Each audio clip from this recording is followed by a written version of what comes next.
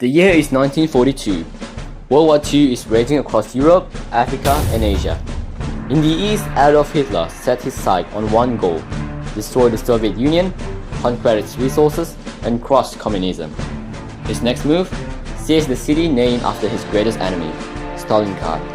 What followed would become the bloodiest battle in human history, lasting over 5 months, involving over 2 million soldiers, and ending in a crushing defeat for Nazi Germany. This is the Battle of Stalingrad.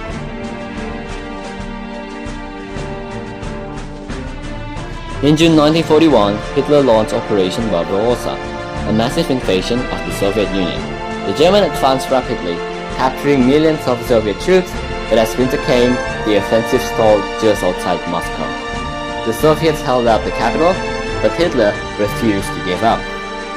In summer 1942, he launched a new campaign to capture the oil-rich Caucasus region, which was critical for fueling the German war machine.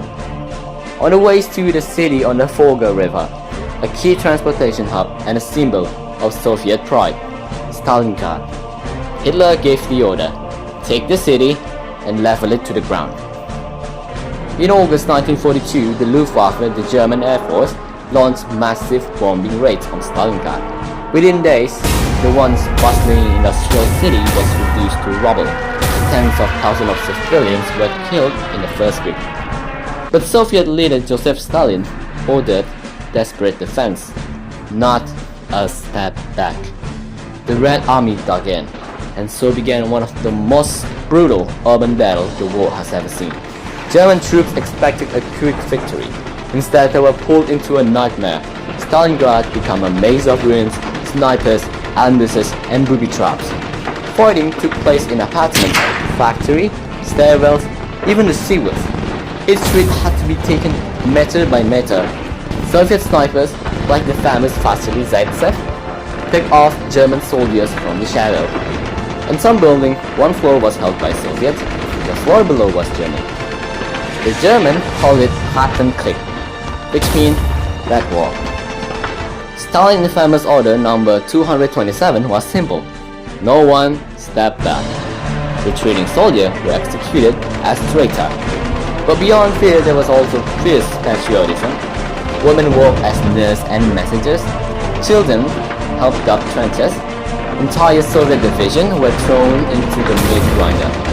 The goal was to buy time, and it worked. By October 1942, Germany controlled most of Stalingrad, but the Soviets still held the Volga River bank, just enough to hold on.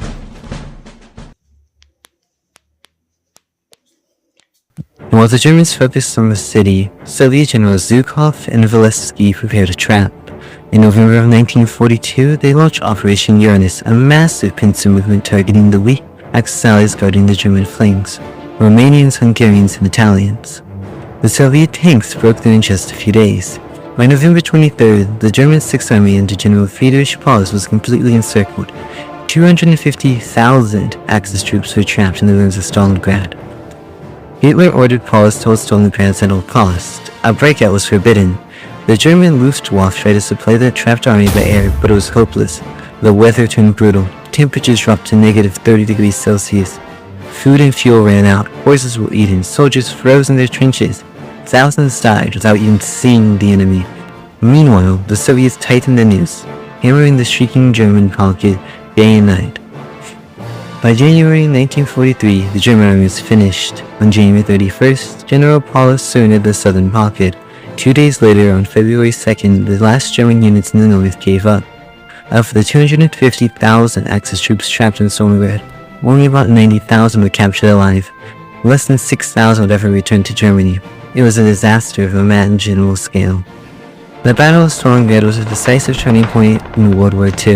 For the first time, Hitler suffered a major defeat he couldn't cover up. Germany's myth of invincibility was shattered, and the Soviet Union, battered but unbroken, began to push westward. From that point on, the West Army would not stop until they reached Berlin.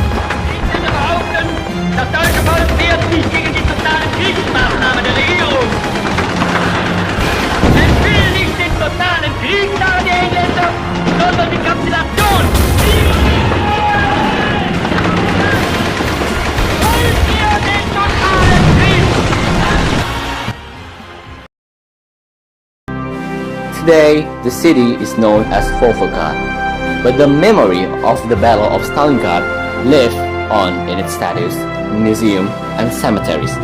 Over 2 million lives were lost in a single battle. A battle not just for a city, but for the future of Europe.